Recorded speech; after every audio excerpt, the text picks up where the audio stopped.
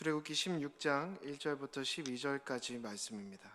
이스라엘 자손의 온 회중이 엘림에서 떠나 엘림과 시내산 사이에 있는 신광야에 이르니 애굽에서 나온 후 둘째 달 15일이라.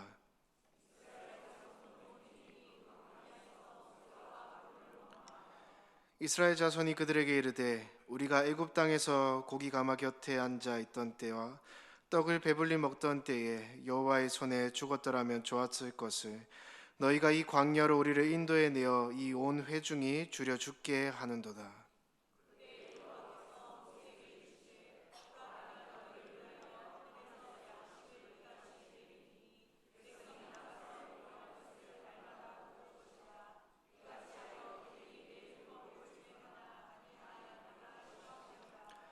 여섯째 날에는 그들이 그 거둔 것을 준비할지니 날마다 거둔 것의 갑절이 되리라.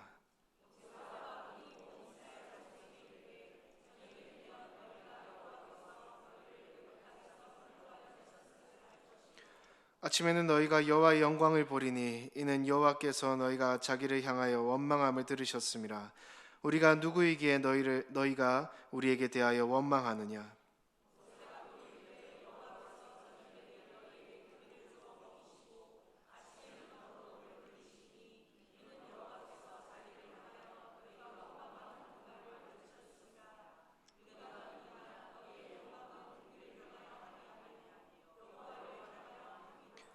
모세가 또 아론에게 이르되 이스라엘 자손의 온 회중에게 말하기를 여호와께 가까이 나아오라.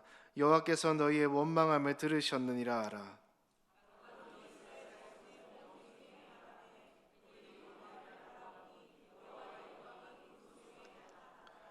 여호와께서 모세에게 말씀하여 이르시되 내가 이스라엘 자손의 원망함을 들었노라.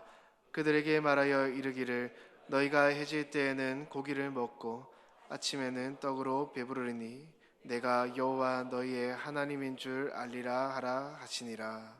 아멘.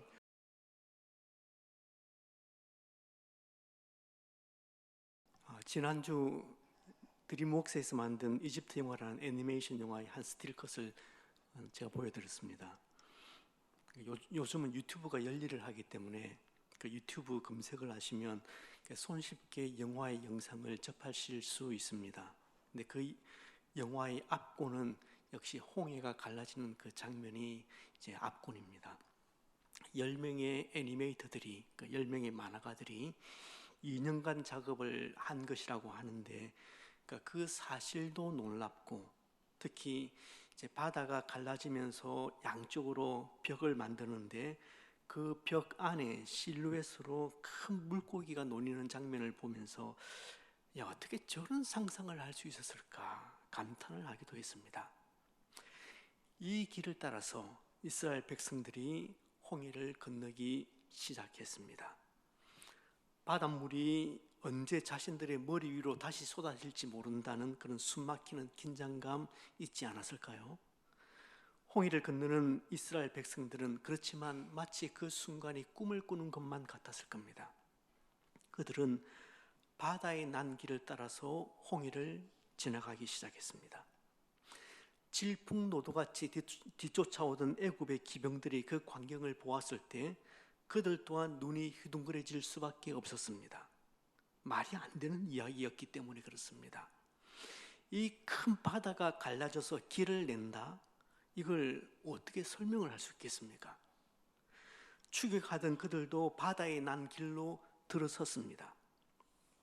이스라엘 백성들의 후미와 애굽 추격군의 머리가 거의 맞닿아 있었습니다. 하지만 애굽 군인들이 몰랐던 한 가지 사실이 있습니다.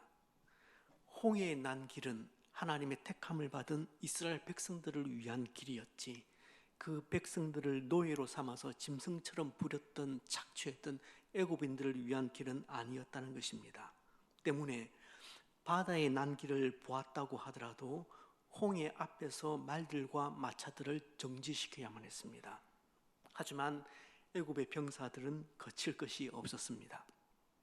그 긴박한 장면을 내려다보시던 하나님께서 그들을 혼란에 빠뜨리셨습니다. 병거의 바퀴가 갯벌에 박혀 앞으로 나갈 수도 없고 뒤로 물러설 수도 없게 만드신 겁니다. 고대 세계에서 가장 강력했던 군대가 꼼짝없이 발이 묶여버리는 웃지 못할 상황에 처한 겁니다. 드디어 이스라엘의 마지막 후미가 육지에 도착했을 때 모세는 다시 손을 들어서 바다 위로 내밀었습니다. 홍해 앞에서 멈추지 않았던 애굽 병사들의 결국은 파국이었습니다. 물이 그대로 그들을 덮쳐버린 겁니다. 그리고 그날 가장 큰 횡재를 한 것은 바다 안에서 살아가던 포식자들이었습니다. 그런데 홍해가 갈라진 사건을 두고 지금까지도 수많은 학자들이 싸우고 있습니다. 특별히 자유주의 신학자들은 이스라엘 백성들이 건넜을 법한 그 홍해를 가보니까 물이 있기는 있는데 그 물의 깊이라는 것이 겨우 20cm, 깊어봐야 30cm밖에 안 되고 전부 다 갈대더라. 그러니까 원래 홍해의 뜻이 갈대 바다입니다.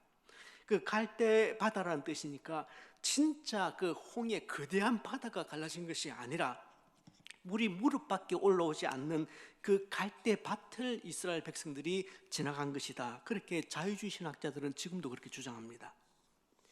이런 억측을 듣고 있던 복음주의 신학자들은 이렇게 말합니다. 좋다, 당신들 말이 100% 사실이라고 그렇게 치자. 그러면 그거는 더 기적이다. 20cm, 30cm밖에 안 되는 그 깊이의 물에 그 용맹한 애굽의 기병들이 다 빠져 죽었으니까 그건 홍해가 갈라진 기적보다 더 큰 기적이다. 그렇게 이야기를 합니다. 자유주의 신학자들이 코를 납작하게 만든 거죠. 혹시 우리 가운데 홍해가 갈라졌다고 하니까 에이 뭐 설마 정말 그랬겠어, 어디 아주 얕은 쪽으로 뭐 그렇게 건너갔겠지, 그런 자유주의 신학자들의 말에 귀에 솔깃하신 분 계십니까? 여러분, 하나님께서 천지를 창조하신 것을 믿으십니까? 천지를 창조하신 것을 믿으신다면 홍해 하나 가르는 것, 그게 하나님께 일이겠습니까? 그 큰 바다가 갈라진다는 것이 사람에게는 너무나 큰 일처럼 보여도 천지를 창조하신 하나님께는 너무나 작은 일이지 않습니까? 이스라엘 백성들이 홍해를 건너는 사건은 대단히 중요한 상징적인 의미가 있습니다. 홍해 사건은 애굽으로부터의 완전한 탈출을 의미할 뿐만 아니라 이스라엘이 비로소 완전한 독립국가로 태어난 것을 의미합니다. 후에 바울은 이 사건을 조금 더 영적으로 해석을 합니다. 이 사건은 이스라엘이 세례를 받은 사건으로, 이스라엘 백성들이 하나님께 말할 수 없는 구원의 은총을 받은 사건으로 그렇게 묘사를 합니다. 열렸던 홍해는 닫혔습니다. 그 말은 이제는 돌아갈 수 없다는 말입니다. 홍해를 건넌 순간에 가나안 땅이 기다리고 있는 것도 아니고 황량한 광야가 기다리고 있었습니다. 하지만 닫혀진 이 홍해는 이제 이스라엘 백성들이 새로운 국가를 향해서 한 방향으로 앞으로 나가야 한다는 사실을, 이제는 퇴로가 막혔다는 사실을 이스라엘 백성들에게 상징적으로 보여준 사건입니다. 여러분, 우리가 신앙생활을 한번 해보기로 마음을 먹었을 때는 우리는 한 발을 물속에 그렇게 들여놓았습니다. 그리고 예수 그리스도를 나의 구주로 그렇게 영접했을 때 나의 나머지 한 발을 홍해에 집어넣었습니다. 그렇게 홍해를 건너왔습니다. 이제 우리 퇴로는 막혔습니다. 뒤돌아갈 수 없습니다. 가나안을 향해서, 천성을 향해서 한 걸음 한 걸음 전진하셔야 합니다. 여러분, 분명히 하셔야 합니다. 아직도 애굽이라는 저 세상 속에 한 발을 걸쳐두고 있다면 절대 신앙 자라지 않습니다. 그 신앙이 자랄 일은 만무한 것입니다. 다시 말씀드립니다. 우리 역시 영적으로 홍해를 건넜다는 말은, 그 말은 퇴로를 끊었다는 말입니다. 그리고 퇴로가 차단되었다는 그 얘기입니다. 다시는 옛길로 돌아가지 않겠다는 의미입니다. 그래서 주와 함께 걷겠다는 이 다짐, 주를 위해서 살겠다는 이 결심, 주의 영광을 드러내겠다는 거룩한 결단에서 한 걸음도 뒤돌아서지 않기를 주님의 이름으로 축복합니다. 이제 이스라엘 백성들의 본격적인 광야 행이 시작됩니다. 그런데 산 넘어 산이란 말이 있습니다. 보편적으로 어려움은 늘 겹쳐서 우리를 찾아옵니다. 그래서 우리를 꼼짝할 수 없는 코너로 몰아버리죠. 이스라엘 백성들이 극적으로 애굽을 탈출하고 한 달 보름쯤 지났을 때였습니다. 수르 광야를 지나서 신 광야에 도착을 했는데 광야 경험이 일천했던 이스라엘 백성들은 이미 상당히 지쳐 있었습니다. 설상가상으로 탈출할 때 챙겨왔던 그 음식이 바닥을 보이고 있습니다. 먹을 것이 바닥을 보이기 시작하자 백성들 사이에 불안감이 감돌기 시작했습니다. 그렇다고 어디서 딱히 먹거리를 구할 수 있는 상황도 아니었습니다. 황량하기 이를 데 없는 그 광야 생활이 앞으로 얼마나 더 지속될지 가늠할 수도 없는 상황입니다. 이처럼 세찬 사막바람이 불어오더라도 제대로 몸 하나 피할 곳 없는 그런 메마른 땅을 묵묵히 걸어간다는 것은 참으로 막막하기도 하고 암담한 일이었을 겁니다. 결국 이스라엘 백성들의 원망 시리즈가 터져 나오기 시작합니다. 이스라엘 백성들이 홍해 앞에서 애국 군대에게 쫓기게 되었을 때 모세에게 원망했습니다. 그리고 수르 광야 마라에서 쓴물을 만났을 때도 물을 마실 수 없어서 모세에게 노골적으로 대들었습니다. 그리고 오늘 신광야에서 이스라엘 백성들은 다시 모세와 아론을 원망하기 시작합니다. 우리가 애굽 땅에서 고기 가마 곁에 앉아있던 때와 떡을 배불리 먹던 때에 여호와의 손에 거기서 죽었더라면 좋았을 것을 너희가 이 광야로 우리를 기어이 인도해 내어서 이 온 회중이 죽게 하는도다. 여러분, 지금 백성들의 완악함이 보이십니까? 채찍과 할당량으로 그렇게 상징될 수 있었던 치욕적인 그 노예의 삶을 고기 가마와 떡으로 그렇게 아름답게 포장을 하고 있습니다. 날마다 죽는다고 우리를 좀 구해달라고 하늘을 향해서 소리 지르던 그 삶을 다시 돌아가고픈 아름다운 삶이라고 그렇게 자신들의 기억을 왜곡시키고 있습니다. 이것이 제가 말씀드렸던 뿌리 깊은 노예 근성이라는 것입니다. 계속 보시겠지만 이제부터는 문제만 생기면 이 백성들은 곧바로 입에 거품을 물게 될 겁니다. 먹을 것이 없으면 먹을 것을 요구하면 됩니다. 우리 하나님은 들의 벽화파도 아름답게 입히시고 공중 나는 새들도 넉넉하게 먹이시는 분이십니다. 그렇다면 자신의 친백성들은 얼마나 더 끔찍하게 아끼고 사랑하시겠습니까? 하나님은 우리가 구하는 것보다 더 풍족하게, 더 넉넉하게 주시는 그런 하나님이십니다. 그러나 이스라엘 백성들이 선택한 카드는 요구나 간구가 아니라 원망과 불평과 비난이었습니다. 멀쩡하게 잘 살아가던 우리를 왜 이 사지로 불러들여서 비참하게 죽게 만드냐, 그겁니다. 성도 여러분, 간구와 원망의 경계를 조심하셔야 합니다. 간구는 아버지 되신 하나님께서 들으시는 것이고 자녀를 위해서 응답하시는 것이지만 원망은 하나님께서 미워하시고 책망하시는 것입니다. 원망은 불신앙적인 것입니다. 그러니 필요가 있다면 원망하지 마시고 불평하지 마시고 좋으신 하나님을 비난하지 마시고 후히 주시는 하나님께 구하시길 바랍니다. 그것이 아빠 되신 하나님을 기쁘시게 하는 것입니다.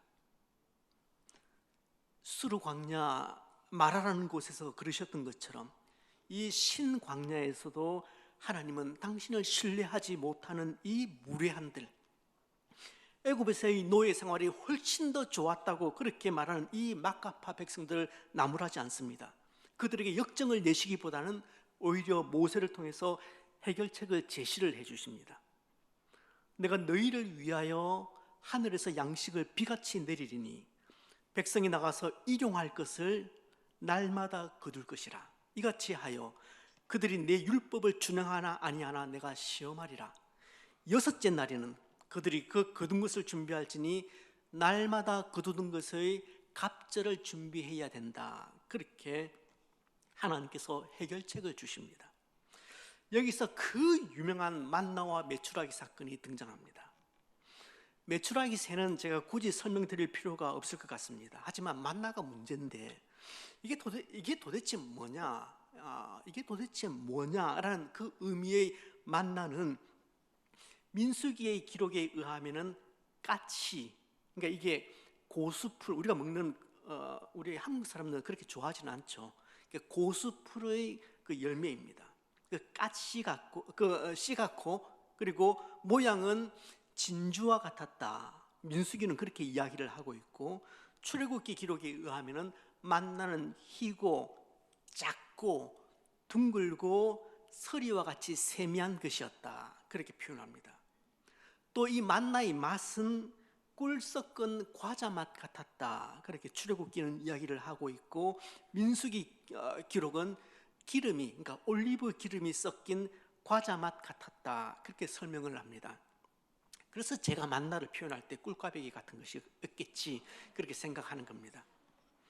자, 이와 같이 아침에는 만나를 내려주셔서 그것으로 하루 양식을 삼게 하셨고, 그리고 저녁에는 고기 맛을 잊지 못하는 그 백성들에게 메추라기 그 새를 떨어뜨려 주셔서 고기를 실컷 먹게 하시는데, 고기 냄새도 싫어할 정도로 한 달 동안 정말 질릴 정도로 메추라기를 먹이십니다. 사실 메추라기는 때로 이렇게 확 이동하는 것이니까 왕창 한번 떨어뜨려서 한 달 양식을 삼는 것도 가능하겠다, 그렇게 쳐도 만나는 이건 자연 법칙으로 설명하기 힘든 먹거리입니다. 메추라기는 땅에 떨어져 버리면 그냥 먹고 싶은 대로 먹었던 것 같습니다. 반면에 만나는 아침 해가 뜨기 전에 이슬과 함께 내렸고 아침 해가 뜨면 곧바로 사라졌습니다. 그런데 만나를 거두어서 먹을 때는 독특한 규칙이 있었습니다. 간략하게 그 규칙을 요약을 하면은, 첫 번째 규칙은 한 사람이 한 오멜씩 거두는 것입니다. 한 오멜은 10분의 1 에바인데 한 사람이 하루 정도 먹을 수 있는 분량입니다. 무게로 치자면 1.3에서 1.5kg 이렇게 나와 있었습니다. 그리고 부피로 치면은 한 2.2리터 정도입니다. 그러니까 이 말은 그냥 그날 먹을 것만 거두어서 그날 소비해라, 그것으로 충분하다, 그런 뜻이겠죠. 두 번째 원칙은 다음날 아침까지 남겨두지 말라는 것입니다. 만약 거두어들인 만나를 하루 이상 그렇게 남겨두면 어김없이 벌레가 생겼고 악취가 나서 그 음식을 먹을 수가 없었습니다. 세 번째 원칙은 제6일째 되는 날에는 2오멜씩 거두어야 되었습니다. 이유는 다음 날이 안식일이기 때문에 그 안식일을 거룩하게 구별해서 지킬 수 있도록 하기 위한 하나님의 방안이셨습니다. 마지막 네 번째 원칙은 제7일에는 만나를 거두러 나가지 말라는 것입니다. 안식일에는 만나가 내리지 않았습니다. 처음에는 그 안식일에 만나를 거두러 나갔던 사람들 많았을 겁니다. 어제도 주셨고 그제도 주셨으니까 오늘도 있겠지, 그렇게 안일하게 생각했던, 늘 자다가 그렇게 봉창 두드리는 사람들이 있죠. 이런 사람들입니다. 자, 그렇다면 이 만나와 메추라기는 언제까지 먹었을까요? 만나는 분명합니다. 사람이 사는 땅에 이르기까지 이스라엘 자손이 40년 동안, 약 40년 동안 만나를 먹었으니 곧 가나안 땅 접경에 이르기까지 그들이 만나를 먹었더라. 그러니까 가나안에 도착하기 전까지 그들은 사철 구분 없이 만나를 먹었습니다. 하지만 가나안에 들어가서는 더 이상 만나가 내리지 않았습니다. 왜냐하면 가나안에서는 농사를 짓고 그 농사의 소출을 먹도록 하셨습니다. 반면에 메추라기는 매일 저녁마다 지속적으로 하늘에서 떨어진 것은 아닌 것 같아요. 우리가 조금 오해를 하고 있는 부분이 늘 만나와 메추라기 이렇게 한 단어 취급을 하기 때문에 저희가 오해를 하고 있다 생각을 하는데, 아마도 광야 40년 그 기간 동안 간헐적으로 메추라기를 먹었을 겁니다. 이스라엘 백성들이 집중적으로, 그러니까 입에 고기 냄새가 날 정도로, 입에 물릴 정도로 메추라기를 먹었던 것은 한 2번 정도가 아니었을까, 그렇게 생각을 하고, 어떤 신학자들은 1번이었을 것이다, 그렇게 이야기를 하기도 합니다. 자, 이처럼 광야를 통과하던 이스라엘 백성들이 먹을 것이 없어서 불평을 터뜨릴 때, 그래서 주신 것이 만나와 메추라기입니다. 만나는 아침 해가 뜨기 전에 이슬과 함께 내렸고, 해가 뜨면 곧 사라졌습니다. 가나안 땅에 들어가기 전에 약 40년 동안 매일 동이 틀 무렵에 만나를 거두어야만 했습니다. 만나는 모자란 적이 없었습니다. 하나님께서 만나를 그날 먹을 하루치 분량만 거두도록 하셨습니다. 일주일분 정도 미리 거두어 놓고 그 다음 일주일은 좀 푹 쉬고 싶었지만 그렇게 할 수 없었습니다. 귀찮아도 싫어도 매일 새벽에 일찍 일어나서 거두어야만 했습니다. 하지만 6일째 되는 날에는 이틀치 만나를 거두도록 하셨습니다. 안식일 전날은 그렇게 갑술로 거두어서 구울 것은 굽고 삶을 것은 삶아서 안식일까지 보관하도록 하셨습니다. 이유는 말씀드린 것처럼 안식일을 거룩히 구별해서 지키기 위함이었습니다. 실제 안식일 전날 만나는 정확하게 평일에 2배가 내렸습니다. 그리고 안식일에는 만나가 전혀 내리지 않았습니다. 처음 만나가 내렸을 때는 아마 그런 생각이 들어요. 처음 만나가 내렸을 때는 혹시 다음 날 만나가 내리지 않으면 어떻게 하나, 말씀은 그렇게 했지만 다음 날 내리지 않으면 어떻게 하나, 그렇게 염려가 되어서 한꺼번에 많은 양을 저장했던 사람들 분명히 있었을 겁니다. 어떤 가족들은 식구들은 다 나와서 한 부대씩 2부대씩 그렇게 지고 돌아왔을 겁니다. 하지만 희한하게도 그렇게 저장을 해둔 만나들은 다음날 아침이 되면은 벌레가 먹거나 악취가 나서 도저히 먹을 수 없게 되었습니다. 그러니까 만나의 유효기간은 24시입니다. 딱 하루입니다. 만나는 저장할 수 있는 음식이 아니었습니다. 이처럼 만나는 광야 백성들에게 정말 중요한 일용할 양식이었습니다. 정말 표현 그대로 일용할 양식이었습니다. 때문에 만나는 평범한 일상뿐만 아니라 이스라엘이 범죄함으로 범죄함으로 임했던 재앙 중에도 만나는 내렸습니다. 전쟁 중에도 만나는 내렸고, 전쟁 후에도 만나는 내렸습니다. 잔치 후에도 모든 것이 풍요로울 때도 만나는 어김없이 내렸습니다. 그러니까 만나는 음식 이상의 의미를 지니고 있는 겁니다. 그것은 만나는 하나님께서 매일의 삶을 책임지고 계신다, 그 확실한 증표였습니다. 그리고 은혜의 상징이었습니다. 백성들은 분명히 알았을 겁니다. 그래, 양식은 하나님이 주시는구나, 내 인생은 하나님께서 책임져 주시는구나, 분명히 알았을 겁니다. 그렇습니다, 여러분. 내 삶은 하나님께서 책임져 주신다, 그 강렬한 메시지가 만납니다. 그러니 나는 매일의 삶 속에서 하나님의 공급하심의 은혜로 하루하루 살아가는 존재라는 사실을, 그 사실을 잊지 마셔야 합니다. 다시 한번 말씀드리겠습니다. 나는 매일의 삶 속에서 하나님의 공급하심의 은혜로 하루하루를 살아가는 존재다, 그 사실 잊어버리시면 안 됩니다. 내 힘, 내 능력, 내 돈, 내 백, 천지도 모르고 주제 파악도 안 되는 그런 말들은 입 밖에도 내지 마셔야 합니다. 내 힘으로 살아간다, 내 능력으로 살 수 있다, 내 돈으로, 내 통장의 잔고로, 내 백으로 내가 살아갈 수 있다, 주제 파악도 안 되는 그런 얘기 하지 마세요.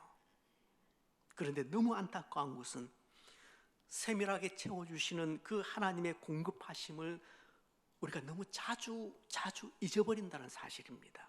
그래서 만나를 먹으면서 우리 삶의 진정한 주인이 누구인지, 우리 내 삶의 진정한 미천이 무엇인지, 또 그 자원이 어디에서 나오는지를 분명히 알라는 실물 레슨, 실물 교보제가 만나인 겁니다. 여러분, 누가 우리 인생, 내 인생의 하루를 보장한다고 생각하십니까? 내 인생의 미천은 하나님이지요. 하나님이 내 쓸 것 공급해 주시고 나는 그것으로 살아갑니다. 내 인생은 하나님이 책임지시고 인도하십니다. 그렇게 고백하는 사람들이 신앙인들입니다. 하지만 마음속 깊은 곳에서는 그래도 재산이죠. 자식이 노후보험 아닌가요? 건강 잃어봐요. 그게 다 무슨 소용이 있는가? 그렇게 말씀하실 분도 계실 겁니다. 왜냐하면 세상이 그렇게 말하고 있기 때문에 그렇습니다. 세상은 늘 그렇게 말해왔습니다.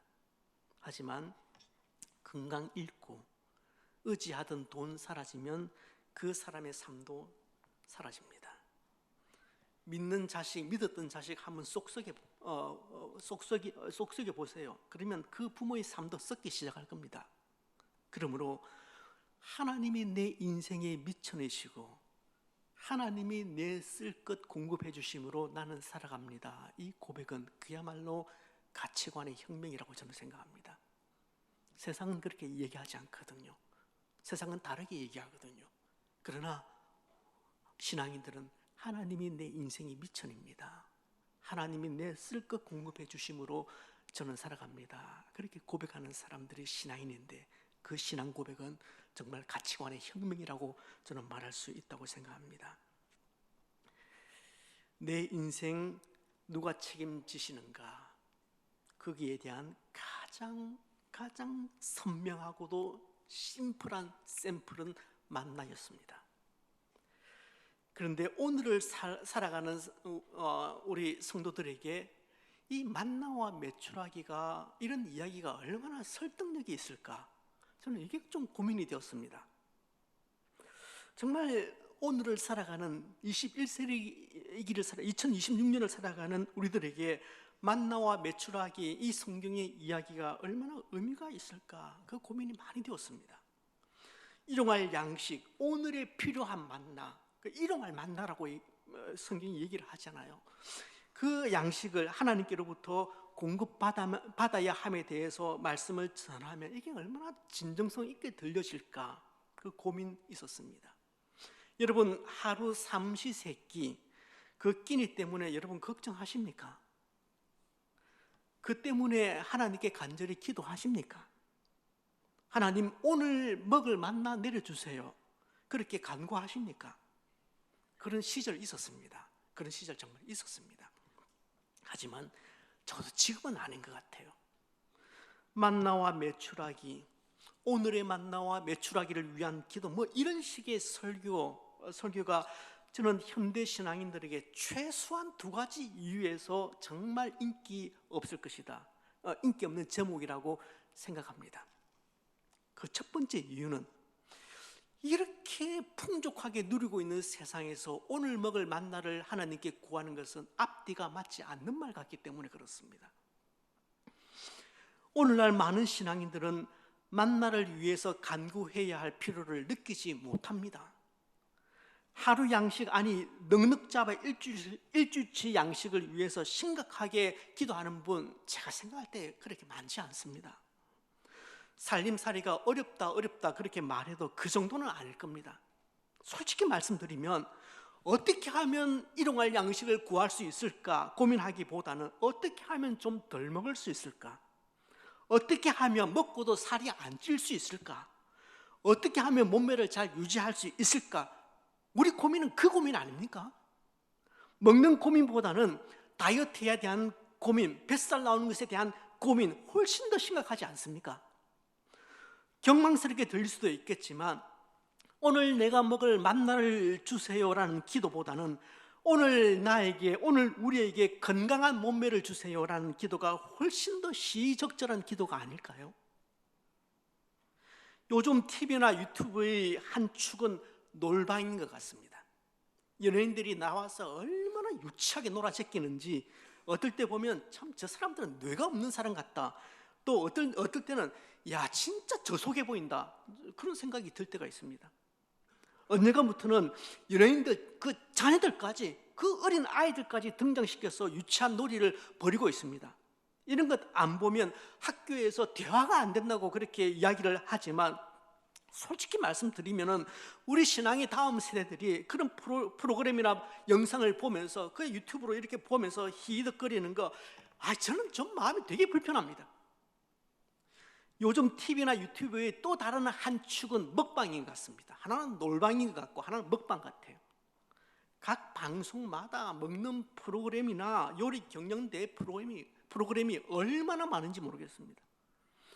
주방 안에서 뛰쳐나온 셰프들이 이제는 브라운관 안에서 종횡무진 활동을 합니다. 전문 셰프들뿐만 아니라 연예인들, 지식인들, 일반인들까지 이 대열에 합류합니다. 먹방 유튜버들의 활약은 상상을 초월합니다. 돼지가 먹는 게 아니고 공룡이 먹어치우는 것처럼 먹어치웁니다. 돼지도 그렇게 안 먹어요. 얼마나 홍이 좋은지 구독자 수도 엄청납니다. 먹방 유튜버 구독자 수가 1000만 명이 넘는 유튜브도 있죠. 그 사람들 한 달 수익은 1억에서 2억 합니다. 아마도 여기 보릿고개 겪으신 분들 계시잖아요. 그분들의 눈에는 그 보릿고개 시대를 살아오신 분들의 눈에는 먹거리를 가지고 장난거리로 삼고 그렇게 살아가는 이 시류가 눈에도 마음에도 많이 거슬리실 겁니다. 이처럼 음식이 나오면 아무렇지도 않게 내다버리는 풍요로운 현대인들에게 먹고는 싶고 살찌기는 싫은 우리에게 만나와 메추라기보다 훨씬 더 맛있는 것을 먹고 있는 우리들에게 오늘 필요한 만나와 메추라기를 간구하고 그것 주실 때 감사하라는 말, 이런 설교가 들릴까요? 만나와 메추라기 이런 설교가 현대 신앙인들에게 인기가 없는 두 번째 이유는 저는 그런 생각이 듭니다. 이다지도 탐욕적인 우리에게 겨우 오늘의 만나와 메추라기로 자족하라는 것은 이게 말이 안 맞는 것 같아요. 너무 우리를 모르시는 것 같아요. 여러분 솔직히 우리 한번 말씀해 보십시다. 오늘의 만나와 메추라기만으로 만족됩니까? 만족되세요? 오늘 먹을 만나만 주워 담으면 아무 걱정 없이 오늘 신나게 하루를 살아내겠다. 하나가 채워지면 또 다른 하나를 추구하는 것이 인간이지 않습니까? 현대인들은 만나와 메추라기만으로는 절대 만족할 수 없는 존재들입니다. 이미 집 안에 썩지 않는 고퀄리티의 만나가 쌓여 있습니다. 통장 안에는 1년치, 10년치 만나가 쌓여 있는 이 상황 속에서 오늘 먹을 만나를 위해서 하나님께 간구하고 또 주시면 감사하라 하면 전혀 설득력이 없죠. 하루치가 아니라 1년치, 10년치를 보유하고 있는 이 현대인들에게 또다시 만나와 메추라기 이야기를 꺼내야 한다면 만나에 담겨있는 다른 영적인 의미, 음식 이상의 의미가 분명히 있을 겁니다. 만나가 오늘 우리에게 무엇을 상징하는가에 대해서는 다양한 견해들이 있습니다. 육적인 양식을 비롯해서 영적인 양식, 성찬식의 떡, 예수님 자신이라는 견해도 있습니다. 루터는 인간다운 삶을 영위하기 위해서 필요한 총체적인 조건들 의미한다고 보았습니다. 각 견해를 주장하신 분들 모두 탁월한 신학자들입니다. 그래서 저는 가장 보편적인 해석을 선택했습니다. 만나는 오늘 하루를 살 수 있도록 하는 양식, 그것을 총체적으로 의미한다. 이 보편적인 해석입니다. 그런데 저는 한 가지는 분명히 덧붙이고 싶어요. 만나는 하늘로부터 내려오는 신령한 양식, 생명의 양식을 오늘 우리에게 의미한다고 생각합니다. 사람은 영적인 존재입니다. 하루 제공되는 육신의 만나로만 살 수 없습니다. 왜냐하면 인간의 내면에는 육신의 허기뿐만 아니라 육신의 만나로는 해결할 수가 없는 영혼의 허기짐이 있기 때문에 그렇습니다. 사람은 영혼을 사모하도록 만들어진 존재들입니다. 때문에 영혼의 허기짐은 빵으로 채울 수가 없습니다.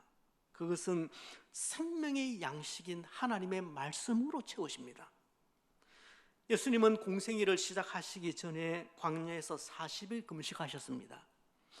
허기진 예수님을 사탄이 찾아옵니다. 그리고는 너가 만일 하나님의 아들이거든 이것을 명하여서 이 돌들로 떡덩이가 되게 하라, 그렇게 유혹합니다. 어쩌면 그 시간은 그렇게 흩어져 있던 돌들이 정말 떡으로 보이는 그런 상황이었을 것입니다. 40일을 줄였습니다. 40일을 금식했던 상황이니까. 여러분, 사탄이 얼마나 지혜롭고 간교한지 한번 보십시오. 사탄은 40일 동안 금식한 사람의 치명적인 약점이 무엇인지를, 어디를 공격해서 물고 늘어져야 하는지를 정확하게 알고 있습니다. 그때 예수님의 대답을 여러분 잘 아실 것입니다. 예수님의 대답을 우리 같이 함께 읽어보도록 하겠습니다. 기록되었으되 사람이 떡으로만 살 것이 아니요 하나님의 입으로 살 것이라. 주님은 본능적인 욕구를 절대화하는 것을 거부하셨습니다. 이 대답을 통해서 주님은 사람은 단순히 먹기 위해 사는 존재가 아님을 밝히셨습니다. 예수님은 떡으로 해결할 수 없는 허기와 떡으로 해결할 수 있는 허기를 분명히 구분하셨습니다. 아모스 선지자도 동일한 맥락에서 말씀을 하였습니다. 그 부분도 우리 같이 한번 읽어보실까요? 주 여호와의 말씀이니라. 보라, 날이 이를지라. 내가 기근을 땅에 보내리니 양식이 없어 주림이 아니며 물이 없어 가람이 아니요 여호와의 말씀을 듣지 못한 기갈이라. 성도 여러분, 우리에게는 생명의 양식이 필요합니다. 이 땅의 만나도 반드시 필요하지만, 일용할 만나도 필요하지만 하늘의 만나도 필요합니다. 저는 여러분이 생명의 양식을 먹기 위해서, 하늘의 만나를 섭취하기 위해서 이 예배의 자리에 모였다고 믿습니다. 저는 여러분들이 이 자리에 육의 만나를 먹기 위해서 오늘 이 자리에 나오셨다, 그렇게 생각하지는 않습니다. 생명의 떡을 먹고 싶어서, 그래서 이 자리에 나오신 것이라고 믿습니다. 그렇습니다. 우리에게 일용할 이 땅의 만나가 매일 필요하듯이 일용할 하늘의 만나도 매일 필요합니다. 말씀드린 것처럼 만나의 특징은 저장할 수 없었다는 것입니다. 일주일분 정도 미리 거두어놓고 다음 일주일은 조금 편하게 쉬고 싶고 해도 그렇게 할 수 없었습니다. 귀찮아도 만나는 매일 거두어야 했습니다. 매일 아침 일찍 일어나서 그렇게 거두어야 했습니다. 안식일을 제외한 매 아침마다 하늘에서 만나가 내렸지만 새벽부터 일어나서 그렇게 밖으로 나가야 했고, 그것을 주어야 했고, 그것을 담아야 했고, 집으로 옮겨야 했고, 그것으로 요리를 하는 그 노동이 없으면 굶을 수밖에 없었습니다. 하늘에서 내리는 만나를 거두는 원리도 이와 동일합니다. 하나님은 한 달치 은혜를 여러분에게 부어주시고 그 은혜로 한 달을 살도록 하시지 않습니다. 보편적으로는 그렇게 하지 않습니다. 하나님은 그날을 살 수 있도록 일용할 은혜를 내리십니다. 하늘의 만나를 먹기 위해서 주일을 기억하여 그래서 한 주를 살 수 있는 힘을 얻는 것도 소중하지만, 너무도 소중하지만, 하나님은 우리가 그날을 살 수 있는 하루분 은혜를 간구하기를 원하십니다.